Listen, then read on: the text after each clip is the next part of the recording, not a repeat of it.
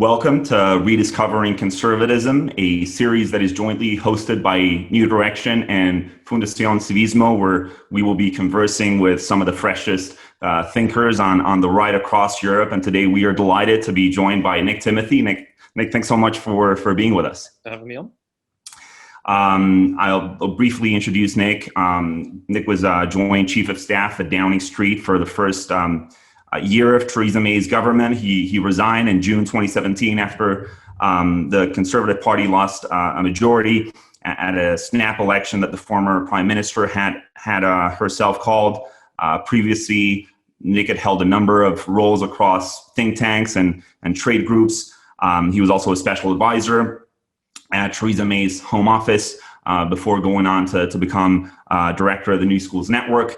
And most recently, in March this year, Nick published Remaking One Nation, The Future of Conservatism, which I would really encourage everyone watching this stream to head over to Amazon and get their hands on a copy. It's really definitely worth a read if you're interested in the future of what we stand for as a movement. And Nick has, since leaving government, he's also been writing a weekly column for the Daily Telegraph, which you should also be checking out. He's also a non-executive director at the Department of Education. He's a visiting professor at the University of Sheffield, his alma mater, and he's also a member of the organizing committee for the Commonwealth Games of 2022, which will be held happily for him in his hometown of Birmingham. And Nick, I really want to begin our conversation here with your book. Remaking One Nation spells out the case for conservatism that is kind of that is untethered from what you call ultra-liberalism, or on the economic sphere, market fundamentalism. Although your argument isn't just about economics, but I want to focus on economics here for a second. You call for conservatism to kind of re-anchor itself in a greater appreciation of the common good, solidarity, and the welfare of the middle and lower classes. And as you describe in detail in the book, this whole framework that you bring to policy has vast implications for a number of issue areas, right? In the book, you discuss, housing policy at length. You discuss transportation, investment in infrastructure, vocational training, education. And suffice it to say, and this is more of a recent development, your book and also your prior imprint on Theresa May's government have provided a major impetus for the kind of realignment that you advocate for, a realignment for a conservatism that leaves the sort of the neoliberal consensus and that focuses more on these other important things. And I wonder kind of, can you briefly describe the sort of the thought processes that you've had and kind of your experience as to how you've been led to develop this framework and this thinking? Gosh, how do I start with that? Well, I think, as everybody is, I think I'm probably influenced a little bit by my upbringing. I was grew up in a working class family in the West Midlands, which actually has probably become pretty fertile territory for the Tory party in recent years, but didn't really feel like it when I was growing up. It was a pretty Labour area. And obviously there are experiences in my life that I can point to and that kind of thing. But I think what I try to do with the book is instead of just delving straight into the policy details of some of the issues you just listed, is actually to step right back and think much more about the philosophical assumptions of politicians that lie behind the decisions they've been making over many years. And what I argue really is that we have this kind of ideological liberal overreach, which manifests itself in lots of different ways. So, in one respect, you have this kind of liberal consensus that is shared by the elites, by people in government, by people in the important institutions, the judiciary, the media, academia, and so on. And those liberal assumptions are often economic, about the necessity of relatively small government and lower public spending, non-intervention in the economy, deregulated labour markets, but also cultural. They stand for high immigration, kind of state-encouraged multiculturalism, and a lack of integration and that kind of thing. And increasingly, probably also the kind of woke politics that we're experiencing right now. But I also don't think it's enough to just say that, well, everybody in a position of power just agrees with one another while also disagreeing with the majority of the country, because it is more complex than that, because there is disagreement between some of those decision makers. So I say in addition to this kind of consensus, we also have this kind of what I call in the book, I call it the ultra-liberal ratchet, where you basically have on the right this kind of market fundamentalism, where the interest is in trying to make sure that the state is as small as possible and so on. And on the left, you have this kind of increasingly militant identity politics and cultural liberalism. And the effects of those two things together, because actually, one side actually rarely overturns the liberalizing reforms of the other. They take office, accept the status quo, and then pursue their own liberalizing reforms. You end up having this kind of ratchet effect that continues to liberalize, and I think, and what that does is it tends to undermine the sense of community, the institutions and the traditions that help to forge common identities. It actually undermines the ability of government to fulfill some of its core duties, and it leads to this sense of social atomization and isolation for many communities that have lost out economically. And obviously, when communities lose out economically, that's often followed by a kind of social deterioration too, as places lose their sort of civic confidence and social capital. And so when you go through the philosophical reasons for these things, and maybe we can talk about that as the conversation goes on, if you understand those problems at their kind of intellectual source, then you can then understand where it is that conservatives need to go instead, and that's hopefully what the book does.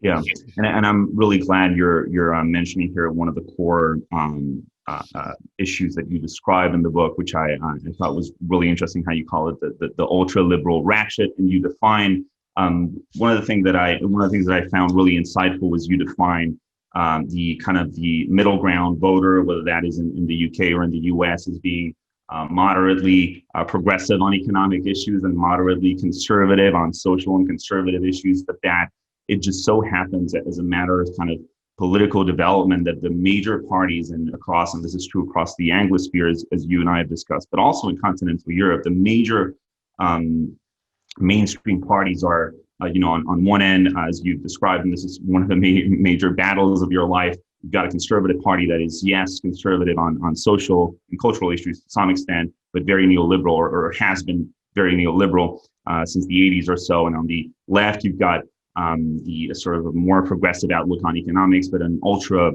liberalism on social and cultural issues. And you call for the Conservative Party to kind of focus on that middle ground, right, of the electorate. And I wonder, maybe if we can sort of like bring this back to kind of bring it down to the present.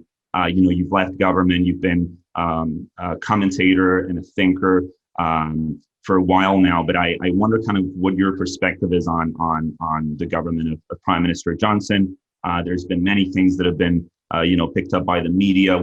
He believe the major speech that he gave marking the UK's official departure from the European Union was when he first spoke of this notion of leveling up, of kind of a better distribution of economic prosperity and economic opportunity across the whole of the United Kingdom, and not focusing so much on the Southeast. And I wonder kind of what's your general assessment to start with of Prime Minister Johnson's general policy outlook? Yeah, I mean, I think it's a little complicated to understand, partly because we're only a short way into his leadership, and obviously, like other countries, his government has been sort of buffeted by events with the pandemic and the connected economic crisis. But I think if we take it back just a little bit, what's been happening in Britain and other Western countries for some time is that the core votes of the two main parties has started to change. And I think this is partly down to the fact that the left has become much more interested in cultural liberalism and identity politics and that kind of thing, which has made it, reasonably popular with your kind of metro liberals. So their core votes are now in the big cities, in the university towns, with public sector workers and that kind of thing. Their old core vote, the white working class in towns and suburbs, have been drifting over to the Conservatives. I don't think for a while the Conservatives appreciated the electoral opportunity in that, and actually were fairly slow to react. And some of this was actually happening, despite the attitudes of certain Conservative leaders, I think. But then, so this stuff was already happening, and then the Brexit referendum came along and really put up in lights that this realignment was real and was happening, but also then hastened the realignment further, because you had all these, former Labour voting working class voters who were pro-Leave, but you also had some pretty prosperous southern small L liberal Conservatives who were horrified by Leave. And obviously the referendum was brought about by a Conservative government that made the promise. Euroscepticism has mainly been represented by the Conservative Party for some time. The leaders of the Leave campaign were all Conservatives. And so as soon as the country voted to leave the EU, the Tory party had to deliver Brexit and deliver it in a meaningful way that was identifiably Brexit to Leave voters. Otherwise, it was going to be finished. And I think, again, a lot of Conservatives were reluctant to accept that fact. They regretted the referendum result. They wanted to remain. They wanted to remain as close as possible to the EU if indeed they failed in stopping Brexit. And I think Boris realised the key to all of the key to his election victory last year, and this was actually, I think, pretty similar to the strategy we tried in 2017 and came just short. But he basically realised the Tory party was finished unless it delivered a real Brexit. To deliver a real Brexit, he needed a proper majority. And to get a proper majority, he needed to build a new electoral coalition because he was going to lose some support to people who are very angry about Brexit. But he could win support from people who really rather liked Brexit. And that, I think, is changing the Conservative Party enormously, because those voters are, mainly working class, provincial, the Midlands, the north of England, and in Wales. And so in the election, he had to say, yes, we're going to get Brexit done, but he also had to reassure them that he wasn't going to be some kind of ideological state shrinking, spending cutting, ideological Thatcherite. And so he did give that reassurance, and those voters supported him and got him his big majority. And so now he's in government. I think it's very easy to make these sort of execute these kind of pivots in rhetorical terms and in promises. The key is what happens when you actually have to make difficult decisions, where you might be having to choose who to let down in your electoral coalition, or you might be choosing who to reward in that coalition. And we're going to have to see what kind of choices he makes. I think so far, they look very mindful of their new electoral coalition and the need to look after their new voters.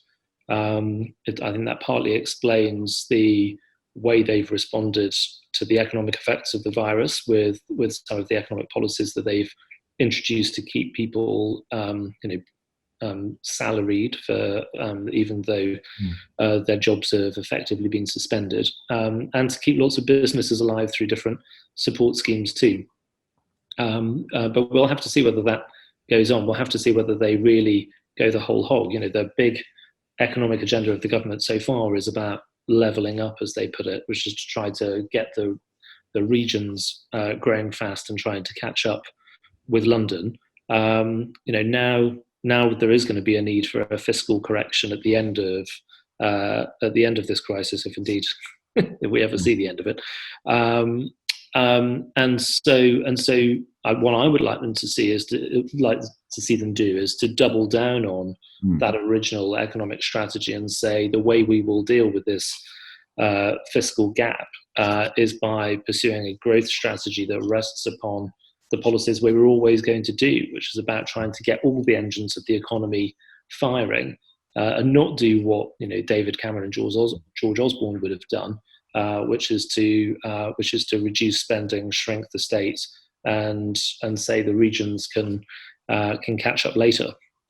Yeah, and it's really fascinating. First of all, I think the picture you've just drawn there is going to be really useful for folks to really understand the kind of realignment that the UK is going through and the Tory party is going through specifically. I think you've really laid out kind of the whole context, and this is something that people really need to understand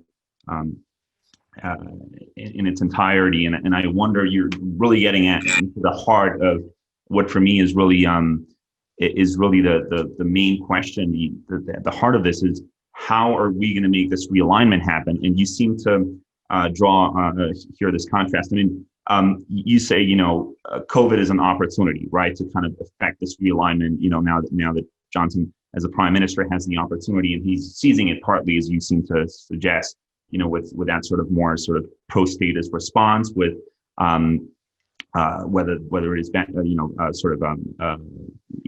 policies to keep people, as you said, in the payrolls and such. But your argument to me sounds deeper. It's like, what are the intellectual arguments for why we should be moving away from this sort of like dogmatic non-interventionism, and you're getting into the sort of the interaction between the electoral politics and the intellectual case.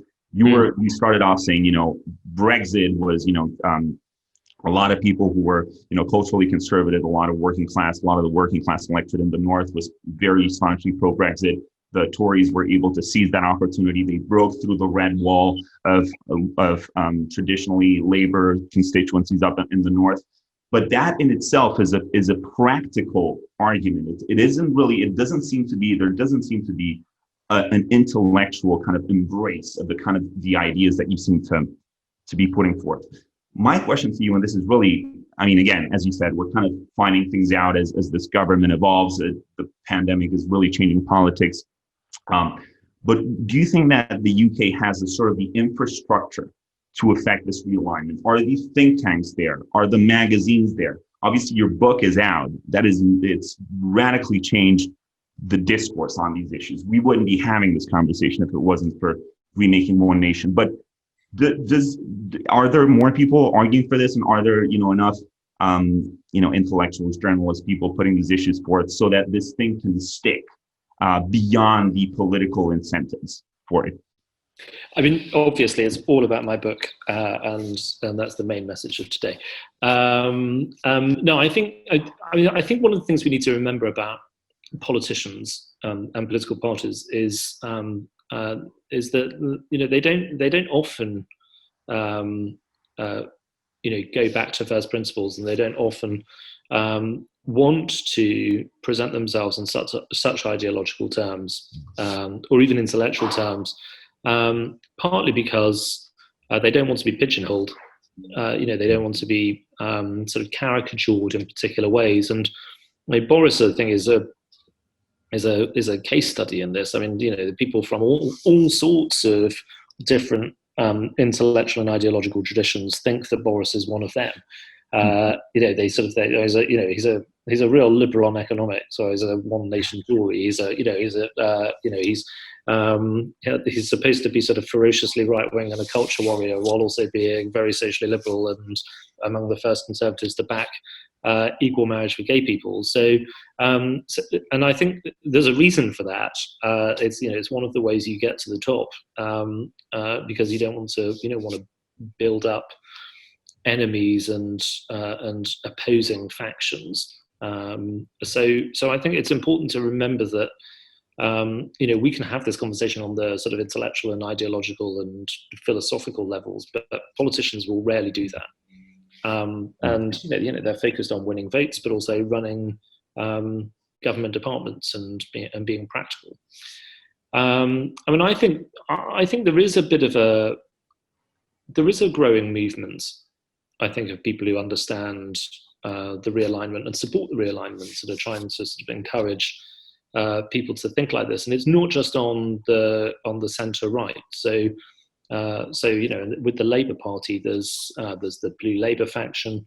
There's people like Maurice Glassman, Paul Embury, interesting thinkers who, by the way, I think we can be pretty left-wing on economics, but want to move Labour into a more kind of culturally conservative place, and understand that actually there's nothing in the left's intellectual tradition that should mean that they're against elementary things like patriotism or the family or community and so on, sovereignty. And then on the right, I think there's quite a lot of people, I think, who are interested in this kind of thing and are advancing the arguments, whether it's academics like Matt Goodwin, Eric Kaufman, but also people who have been around the party for a while. So I would recommend you don't only read my book, but there's a book by a guy called Dave Skelton, which I think probably makes fairly similar arguments. And there's a cohort of people in Parliament who because they represent these seats that have been taken from Labour, and because for the first time we have not just one or two, we have rather a lot of Conservative MPs who represent pretty working class places in the Midlands and the North and parts of Wales, that they're not necessarily talking in these kinds of intellectual terms, but the reality of the interests and the values of their constituents mean that they are more willing, I think, to contemplate an active role for the state in the economy, a strategic role for the state, and are much more unembarrassed and happy to talk quite robustly about cultural issues. And so I would say there is a bit of an intellectual groundswell there, but actually the practical politics really matter in terms of whether those ideas are going to be picked up. And I think electoral reality and this new coalition for the Tories mean that it's more likely that they will be picked up. And incidentally, that the same could be true. We'll have to see about the Labour Party. I think Keir Starmer is trying to drag the Labour Party to moderation, but he's still adopted a few positions that I think are highly culturally liberal about things like gender recognition or accepting some of the premises of the Black Lives Matter movement and so on. But he has a strong electoral need to go and reassure those red wall voters who have abandoned Labour. And he has his head of policy is somebody called Claire Ainsley, who wrote a very good book about the working class some time ago. And I think there is an understanding among some of his advisors that they will need to talk up family and community and patriotism. This is really enlightening, Nick. I think you're kind of this tugs at why it is that the realignment might have been brewing for a while. I know these ideas have been with you for many years, and you've been in government in different positions and roles, but it really took the electoral upset and the political opportunity for the Tory party to jump at this opportunity. And it just kind of really proves that, sometimes the ideas may be there, but you need the practical politics to align and to work out for this to happen. Let me be a little cynical here, and I want to ask you. Obviously, a lot of the argument in your book is you point at not just the right and the way that we have been kind of a zombie version of our former selves, whether that is in the United States with Reaganism and economic libertarianism, but also in the UK with zombie Thatcherism. But you also point fingers at the left. And you obviously, the left's embrace of multiculturalism, unchecked immigration, also maybe even as you were saying at the beginning, the embrace of the EU. These things really, I mean, you as you've just said, there's nothing in the ethos or nothing in the sort of the intellectual tradition of the left that predetermined these things that had them that destined the left to embrace these positions. Now, as you said, Keir Starmer is now kind of rebranding Labour, and again, there's the political, practical necessity for him to do that if he wants to succeed. But just to be cynical here for a second, would you rather have Labour be on those kind of northern battlegrounds again and be a relevant force to reckon with, or would you rather have them remain a culturally ultra-liberal party so that the Tories can really entrench themselves in a conservative position? Do you kind of, where do you are you cynical on that?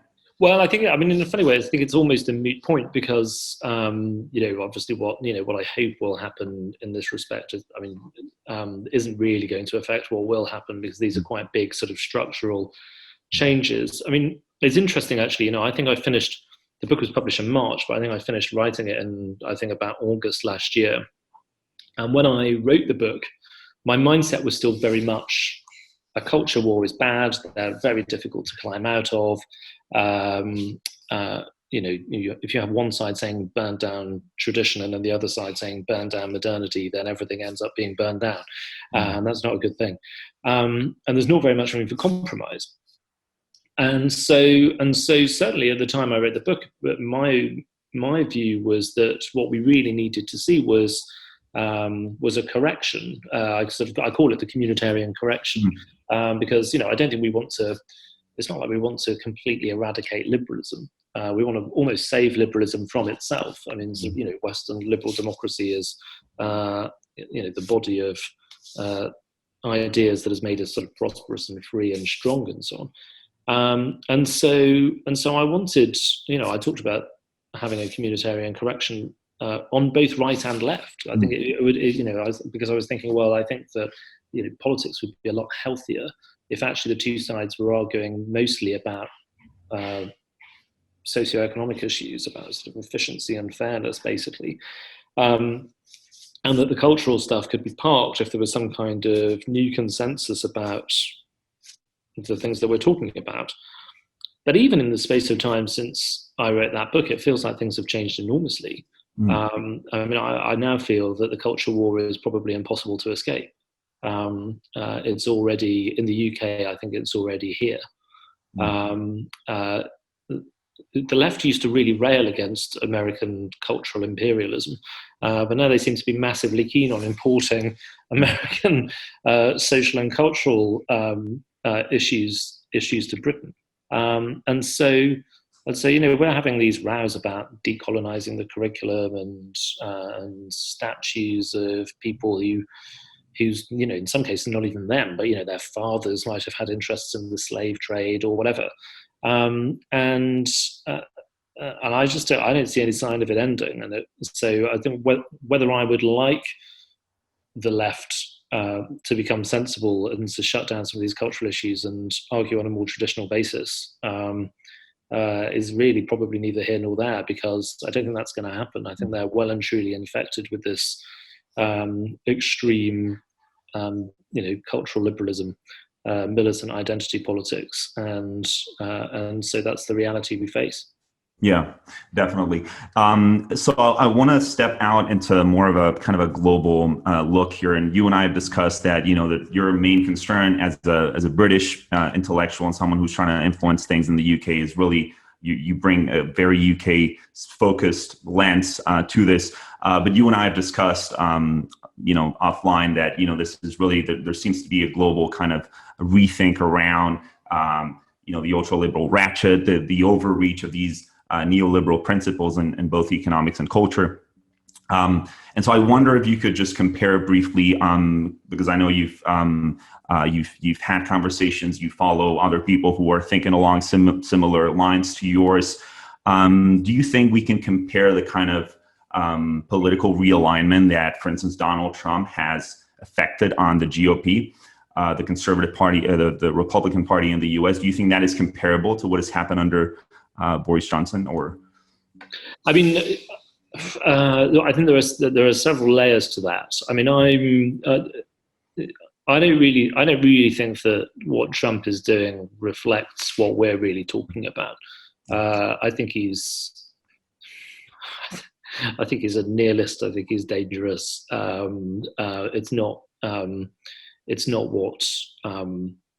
what I want to see for America as somebody who's pro-American, but it's certainly not something I'd want to see for Britain or anywhere else in the West. And I hope that, whether that's this year or in 4 years' time, the Republicans after Trump do actually pick up some of these arguments and to try to find a new conservatism that comes out of the sort of everlasting conservative principles that apply to the problems of today, and would probably junk some of the economic liberal orthodoxies that many of them still stick to. And I know there are plenty of smart American thinkers who are doing that right now. And you mentioned Oren Cass earlier, who I think is definitely one of them. The question about the sort of the international element to all of this, I think it is quite interesting because we have this kind of elite liberalism and this liberal ratchet in many Western countries, and the effects of that are being seen right across the Western world. And so there are reactions to the failures of those policies. I'm really sorry, you've frozen. Are you? You're back. Okay. No, it's not you. Oh, my apologies. Sorry, if I was stumbling, it was because I wasn't sure if I was talking to an empty room, as it were. I think that there's a reaction because there's been a similar set of policies around the West, and because those policies have failed in sort of fairly similar ways, there will be a reaction to that. And that reaction, I think, has come from a sort of more radicalized left in lots of places, but also, I think, conservative parties and centre-right parties starting to ask quite fundamental questions about what conservatism is, and does it need to be attached to some of these kind of radical economic liberal policies. But I don't think that necessarily means that the solution is a kind of uniform intellectual or policy program everywhere, because I think one of the critiques of the excessive liberalism is that it's unrealistically universalistic, and that it has this kind of sense of inevitable progress where the whole world is heading towards exactly the same idealized future. Then I think it would be quite odd to replace one unrealistic universalistic ideal for another. And actually, I think what I think needs to replace that is something that is much more grounded in the cultural and institutional histories of particular places. That's much more respectful of those contexts. And I think conservatism is very well placed to do that. I mean, I think that is actually a fundamental conservative tenet anyway. Yeah. And I really appreciate that argument to kind of really not try to go down a sort of a universalistic tendency here to try to kind of like derive these broad principles that would be applicable to all countries. And as you said, the situation in the U.S. is rather different. It's similar in some respects, but as you said, it really seems to be, or at the very start of this sort of realignment in 2016, when you Brits voted for Brexit and America got Donald Trump, it seemed to be from the start a realignment really driven by Trump's personality and his own way of kind of looking, for instance, at the China issue, which I wanted to ask you about as well. But it's sort of interesting always to kind of share and kind of compare what factors are driving these realignments in on both sides of the Atlantic. But you've been thinking a lot recently about China, and I wonder if do you see that as kind of one area where we can be applying? I mean, it seems to me like free trade, and this really applies to the UK, which is a kind of a very service-based economy that has been very liberalized, and that has really kind of dropped all kinds of different barriers. It's also been part of the single market for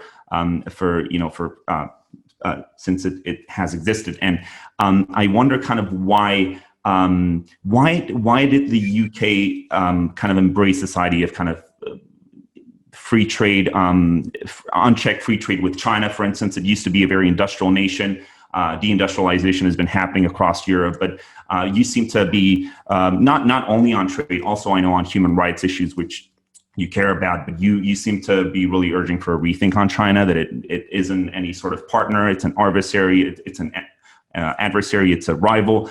Do you see that happening now, for instance, with COVID and the way they handled the virus and the way they're treating the Uyghurs? Do you see that sort of rethink, at least on that one specific issue, which is kind of a puzzle piece within the realignment? Do you see us having any success on that specific issue?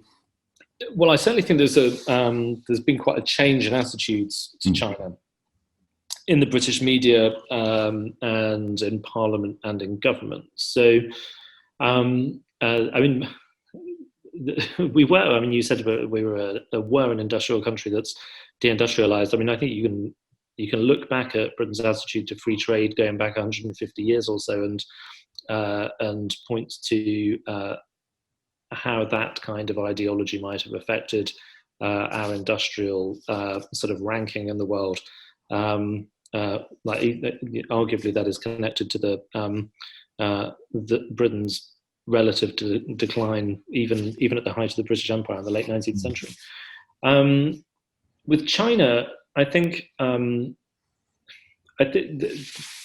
this really sort of dates back to some decisions that were taken in the early 2010s, in the days of the coalition government between the Conservatives and the Liberal Democrats, when George Osborne was Chancellor, and I think this came about for a couple of reasons. I think firstly, he pursued a fiscal policy of austerity and cut not only current spending, but cut investment spending too hard.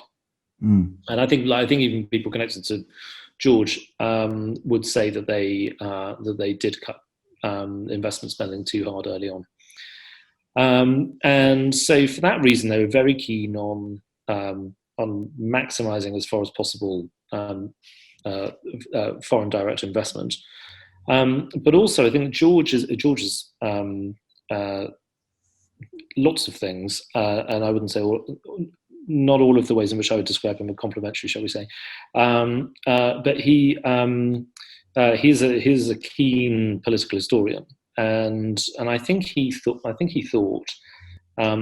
the 21st century is the Asian century. We will see enormous growth from China. It will form a very high percentage of overall global growth. And he wanted, I don't think you get any prizes for realizing that, by the way, it's a statement of the obvious. But I think he wanted to perform this big geopolitical pivot and say, we're going to make Britain China's best friend in the West. And I always think it's a little bit like when Harold Macmillan was Prime Minister and Britain was the declining power and America was the rising power, and Macmillan said that he wanted, I'm not sure the Americans ever bought into this, by the way, but he said he wanted Britain to be Athens to America's Rome. But basically the point is he kind of gracefully accepted Britain's decline and wanted to become the sort of supportive partner to the Americans. You can't do that with China's rise because we're not the declining power. It's America facing relative decline. America is our principal security and military partner. It's a country with enormous, I think it's also our sort of biggest trading and investment partner too. There's huge cultural links, but also links of values as well as interests. You can't say we're going to suddenly go all in with America's strategic rival, because ultimately that will lead to contradictions and tensions, and you'll be forced to make choices. And yet they seem to believe that Operation Kowtow, as they cynically called it, was a kind of cost-free policy. And I was working in the Home Office at the time all of this was going on, which is the department responsible for national security and sponsoring the intelligence, the domestic intelligence agency and so on. And it was absolutely obvious, sitting where I was sitting, that not only was it geopolitically naive for the reasons I just gave, it was also very dangerous, because the Chinese were basically stealing secrets from businesses on an industrial scale. They were hacking everything left, right, and center. They were setting debt traps for countries all around the world, including Western countries, which would give them geopolitical leverage, especially with a country like Britain with its place on the Security Council and so on.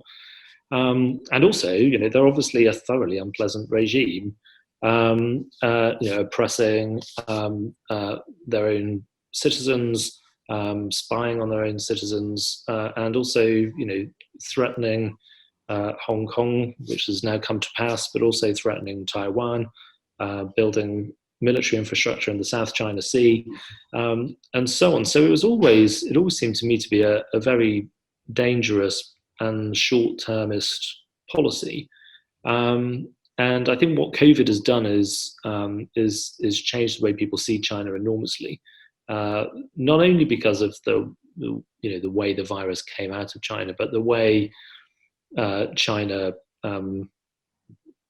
basically didn't front up to the world, by the way it's been revealed that they've manipulated and effectively bought the WHO, and with these sort of misinformation campaigns, and the way it's just got much more aggressive and assertive in several of the ways I just listed, under the cover of the pandemic that they unleashed on the world. So I think there's quite a lot of there's a sort of growing realization that China is a problem and that we can't be overexposed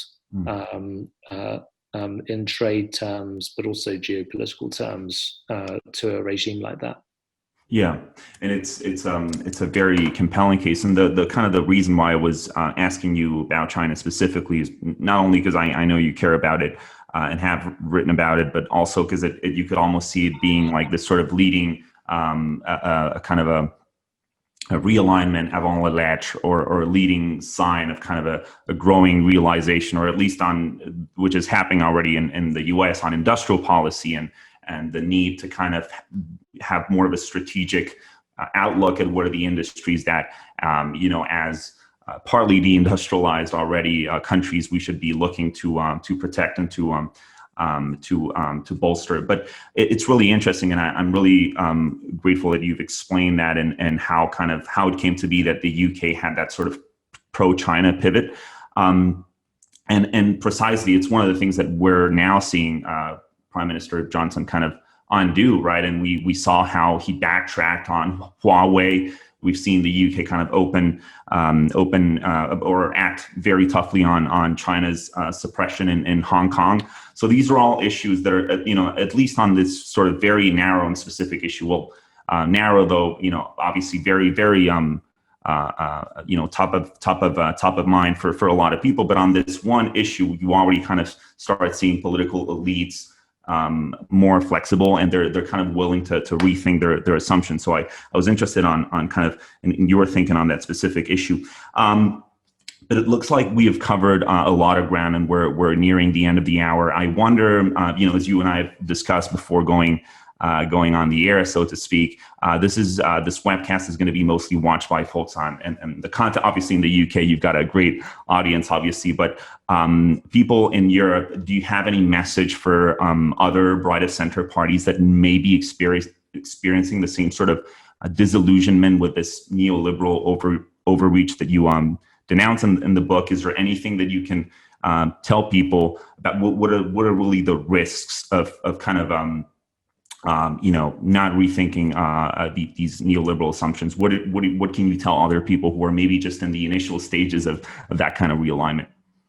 I think I would say firstly, don't make the mistake of thinking that this realignment is, if you're thinking about America, it's about Trump, or if you're thinking about Britain, it's about Brexit.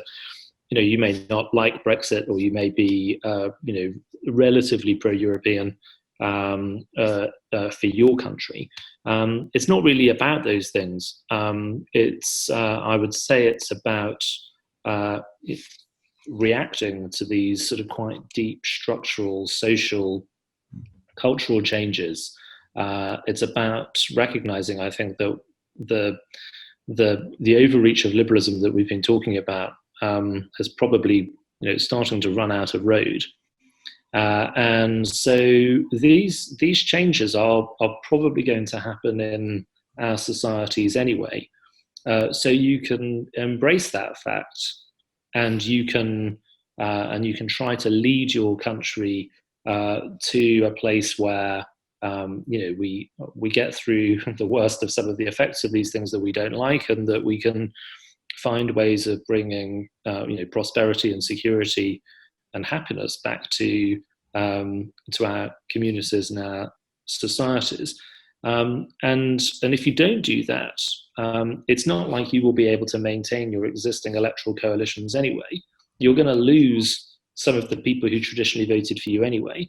You have to embrace the fact that there will be new people out there who will be prepared to vote for you.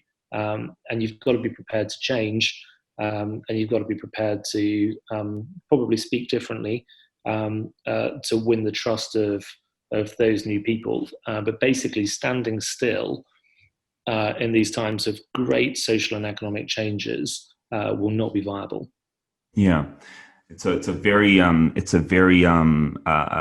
gloomy, but it's also a hopeful one if you want to look at it that way, because it is through that kind of realignment that the Conservative Party that you've been a part of for many years is now